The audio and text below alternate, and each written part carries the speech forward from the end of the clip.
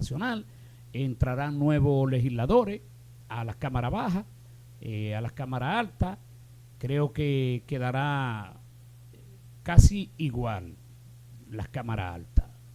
La Cámara Alta va a salir mucha gente. En la Cámara Alta, que es la de los senadores, van a salir los senadores del PLD, que no va a tener ninguno. Sí, exactamente, que pierden. Van a salir varios senadores de la Fuerza del Pueblo, que tiene creo 5 o 6, y solo tendrá 3 senadores. Es decir que hasta el momento el partido oficialista, el partido de gobierno, tiene 22 senadores. Sí. Que como quiere mayoría. Sí, ahora mayoría. el partido oficialista va a tener 28 senadores. Sí. O sea que yo soy de lo que diría que los otros van a ser taponeros para una firma que haga falta, para no, ahí se va a aprobar lo que yo quiera. El protocolo del Congreso, pero lamentablemente tiene mayoría. Eso sucedió en los gobiernos pasados, que también tuvieron mayoría. Y tener mayoría es bueno cuando se quiere hacer un buen gobierno y se quieren aprobar las cosas, las leyes necesarias para cambiar un país, porque no tendrían obstáculos. Ahora, cuando se hace lo malo, pasa como cuando Hipólito, que cuando logró tener el Congreso entero a su favor, se cayó el gobierno. Sí, se le cayó el gobierno. Eso sí, porque a Hipólito se le cayó el gobierno los últimos 2 años después que él ganó el Congreso. Óigame, los primeros 2 años de Hipólito Mejía, cuando no dominaba el Congreso, yo decía, aquí se acabó la oposición política y va a haber un presidente por muchos años. Pero cuando todo se normalizó, a partir de los 2 años, que fueron los mejores 2 años de gobierno que yo he tenido conocimiento, los de Hipólito Mejía, luego cuando Hipólito tiró las patas de jabón al sancocho, que se dieron cuenta que Hipólito quería reelegirse, ahí todo fue en desbancada. Entonces, le hizo daño haber dominado la Cámara Alta, porque tenían 31 senadores, es decir, solo el senador del distrito, José Tomás Pérez. Sí, era el único que tenía el PLD. José Tomás Pérez era el único senador que tenía la oposición en ese momento. Entonces, Hipólito se vio como con demasiado poder. ¿Tú crees que el poder le hizo daño? Sí, mucho, claro, mucho poder. Y creía que era lo que él decía. O sea, un país acechándolo.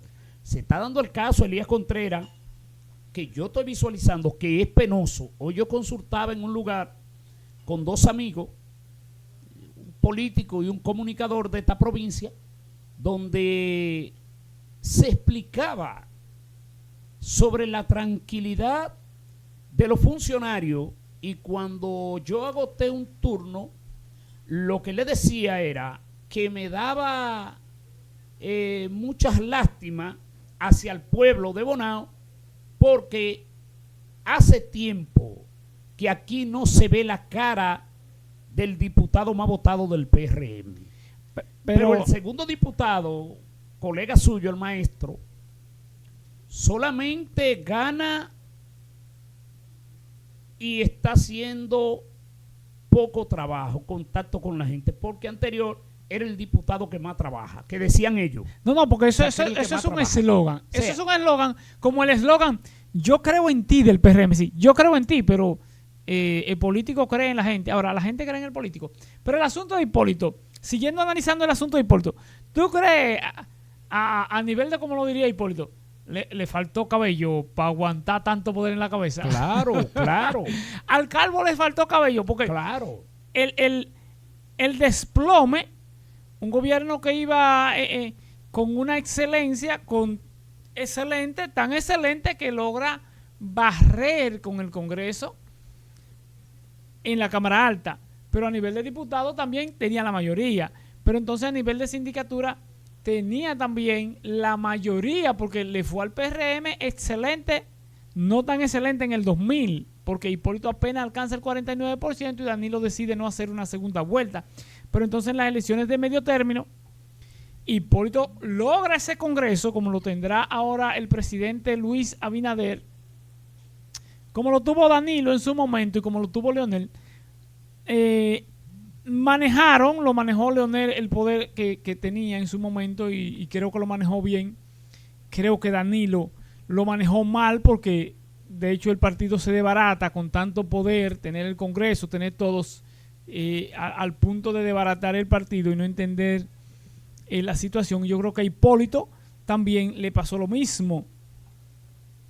No entendió la cantidad de poder que tenía y qué debía hacer en su momento lo más factible. Por ejemplo, el caso de Leonel Fernández, cuando tuvo el Congreso en su favor, Leonel Fernández lo que hizo fue que se juntó con Miguel Vargas Maldonado para tener el aval de la oposición, porque Sí. que es la Constitución del 2010, tener el aval de la oposición, porque realmente él lo podía hacer sin necesidad de juntarse con Miguel Vargas, pero tener el aval de la oposición para evitar que haya una insurrección de la oposición, protestas, y entonces el pacto de las corbatas azules. Sí. Y entonces Leonel, con ese poder, logra una constitución del 2010 y dice, yo no voy. Los PRDistas en ese momento empezaron a celebrar y dijeron, Leonel le va a entregar a Danilo, porque ya el pacto, la corbata azul. Entonces Leonel lo que hace en ese pacto, que logra abrir la puerta, no repetir en el 2012, pero sí dejar la posibilidad de él volver en el 2016. En el 2016. Sí, que manejó ese poder y logró armonizar ahí, no perpetuándose en el poder, pero sí dejando la posibilidad de volver. Entonces Danilo, que tenía la posibilidad de volver, con tal de repetir consecutivo, Sí. cuando manejaba ese poder, más o menos se vio un gobierno más o menos bien, estabilidad económica, pero vimos que con todo ese poder hubo demasiada corrupción, sobrepasando lo que fueron los demás presidentes que tuvieron tanto poder. Sí, por el manejo. Lo que Sí, pasa es sí. que se endosaron con mucho poder. Aquí habían gente que, si usted no era del alrededor de ellos, a usted había que aislarlo. O sea, Danilo se hizo muchos daños, porque hubieron gente que eran los dueños, los caciques de la provincia de Monseñor Noel, y eso sucedía no solamente en Bonao, eso pasó en muchos pueblos.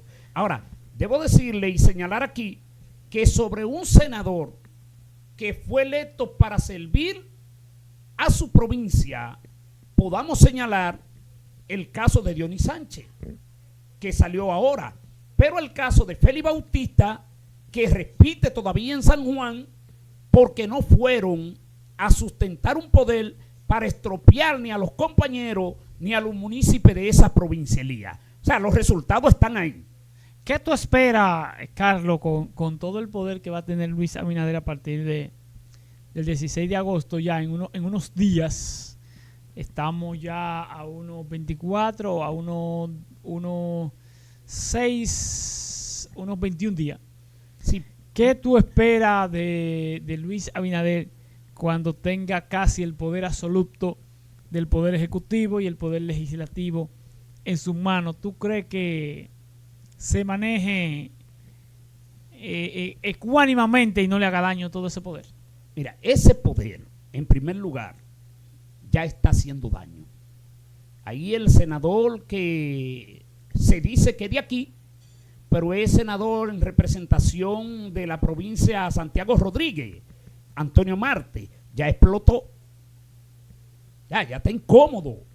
Se siente incómodo porque parece que ya le están reprochando y se están haciendo los desentendidos, porque usted sabe que ya el presidente está emitiendo decretos. Antonio Marte tenía un partido ahí como aliado. Vamos a hablar de Antonio Marte después de la pausa. Vamos a hablar de Antonio Marte, porque ya el tema de Antonio Marte va más allá Es para que usted entienda. con los problemas que hay con el asunto de la parada del 9. Ya. Vamos a hablar de eso cuando vengamos de la pausa, porque Okay. ya ese prácticamente es otro tema, Carlos. Eso es así, eso es así.